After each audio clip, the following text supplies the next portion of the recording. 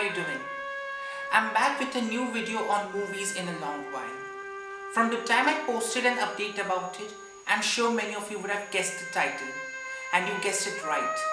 It's The Godfather of 1972, which was co-written and directed by Francis Ford Coppola. A cinematic masterpiece, it's about family, crime, power, justice, loyalty, etc.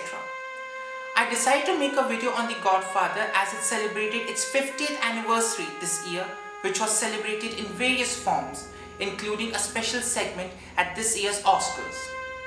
And in case you have not watched this movie or are not familiar with the tale, spoiler alert goes without saying. So here it is, The Godfather. The film is based on the 1969 novel of the same name by Mario Puzo, who also collaborated with Coppola to adapt it for the screen.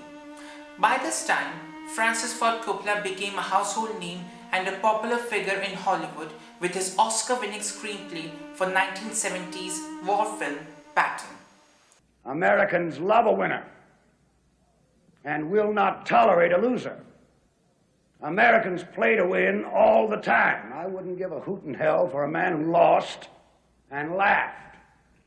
As a director, Coppola is known for other movies like the second and third part of the Godfather trilogy, The Conversation, Apocalypse Now, The Outsiders, The Rainmaker, Rumblefish, and the list goes on.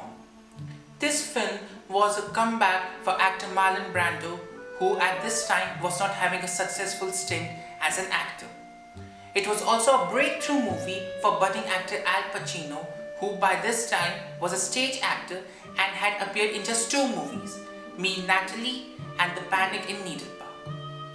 One can find some interesting trivia and stories behind the making of The Godfather in this year's Paramount Plus series, The Offer, which is based on the personal experience of Albert S. Ruddy, the producer of the film.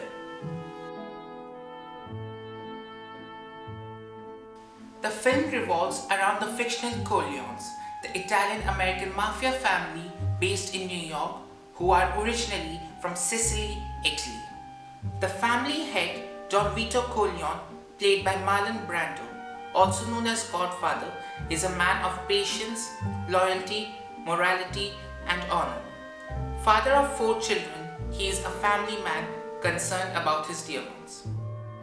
Because a man who doesn't spend time with his family can never be a real man. His eldest son Sonny, played by James Caan, is aggressive, potent, and brutal, but charismatic. His second son Fredo, played by John Cazale, is a passive, often weak-willed individual who lacks Sonny's ruthlessness. It makes him ill-suited to leading a criminal enterprise. His third son Michael, played by Al Pacino, is a World War II veteran who does not wish to join the family business. He even dates a non-Italian teaching student, Kay Adams, played by Diane Keaton. That's my family, Kay. It's not me. And finally, the youngest child is his daughter Connie, played by Talia Shire, who is emotional and dramatic.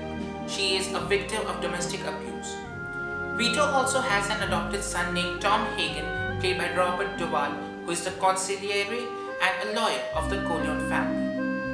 After an assassination attempt on Vito, Michael, who is not involved in his family's criminal activities, gets drawn towards crime with time. It includes killing Solozzo, who does not like Vito's denial of engaging in narcotics, and Captain McCluskey, a corrupt policeman on Solozzo's payroll.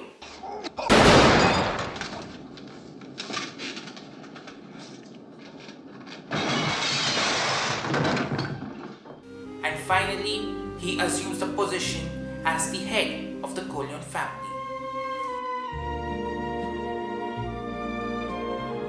The film is memorable for its cast, many of them being unknowns back then. Their acting is immortal, and moviegoers take their name with utmost admiration and respect.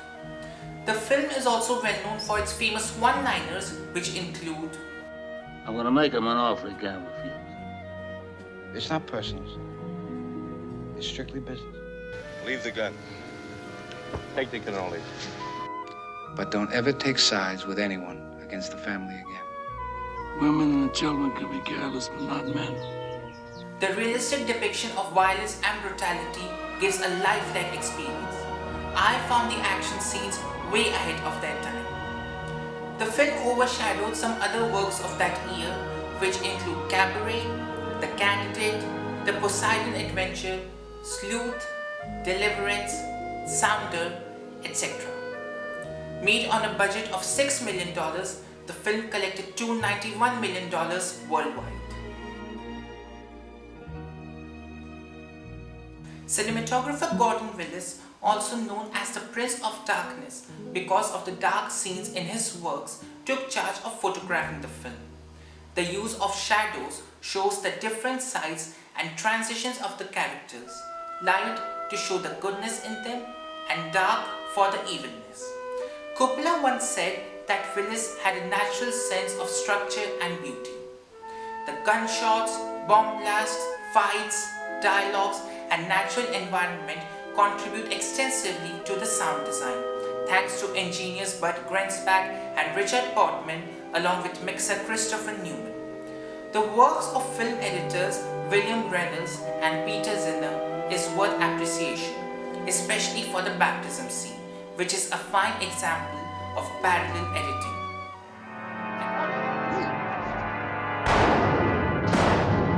I do renounce him. And finally, Italian composer Nino Rota's music is a beautiful touch to The Godfather. He used parts of his earlier work for the 1958 film Fortunella to give an Italian feel and evoke the tragedy within the film. At the time of its release, the book faced criticism for its depiction of the Italian mafia in America. Joe Colombo, the head of the Colombo crime family and the founder of the Italian-American Civil Rights League, is well known for leading these protests. Even filming in New York became a problem for Paramount Studios. However, after Ruddy met Colombo and agreed to omit the words mafia and Cosa Nostra from the film, the League fully supported in its production. Another controversy was about the character of Johnny Fontaine, which people said to have been loosely based on legendary singer and actor Frank Sinatra. Although Puzo did claim on multiple occasions that Fontaine is a fictional character and had nothing to do with Sinatra at all. The film talks about some crucial aspects of human life. It talks about crime, justice, loyalty and betrayal, power and greed, the conflict between personal and business matters, politics, murder, etc. But most importantly, it's about family. It's about the bond the family members share. It is because of this that the audience can relate to this tale and say in the end, my family is just like the Corleone family. Puzo's world is about events that have been happening for generations. People leave their homes to search for a better living and happy lifestyle. And when they don't get the required help and the justice system fails them, they resort to other ways possible. It's a tale about good people on the wrong path. However, they are like ordinary people who try to search for a better living for their family members. They are no different from us. It is their work that makes them different. At the time of making this video, I have already started reading this book, so I will come up with a comparison or a book analysis video soon. Overall, the film is more than just a cinematic masterpiece. It's a movie which is ahead of its time, both technically and content-wise. Although the film is a little slow-paced, which might make you want to stop watching it, the director and screenwriters have done so to maintain the suspense of what's gonna happen. This is what makes a first-time watcher glued to the screen. However, there are many people who watch it again and again, for it is an offer you can't refuse. I felt the same way when I started watching it for the first time. However, I got intrigued by the storytelling, which made me sit for the entire 3 hours of its duration. And the result is my respect for the film. So I suggest that you should watch The Godfather. It is currently available on Amazon Prime Video as of now, so you can check it out there.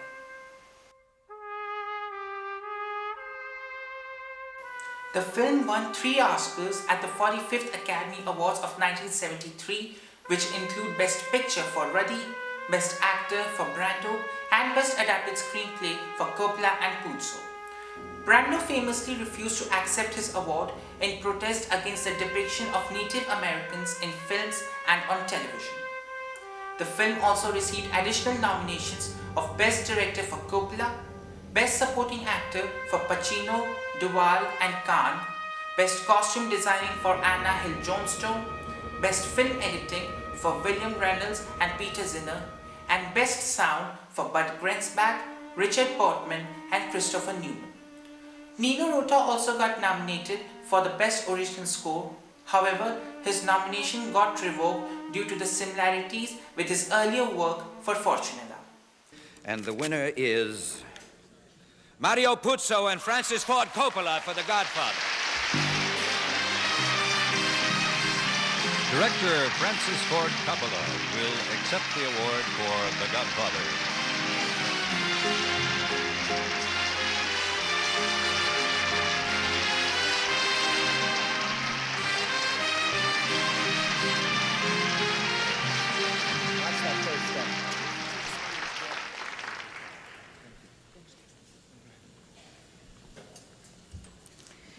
My father would like to thank the Academy for this great honor.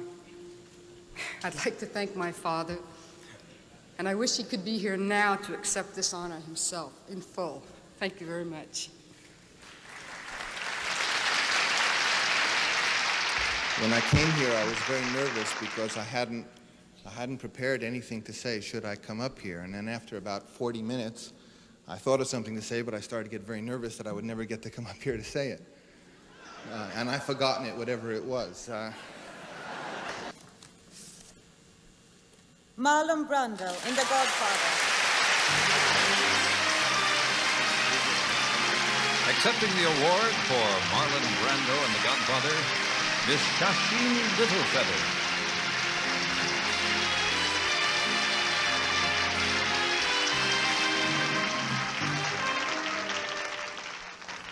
Hello, my name is Shasheen Littlefeather. I'm Apache, and I'm president of the National Native American Affirmative Image Committee. Very regretfully, cannot accept this very generous award.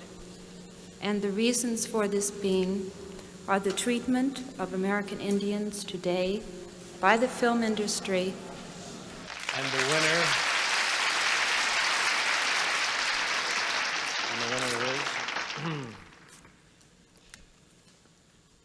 Albert S. Ruddy, Godfather.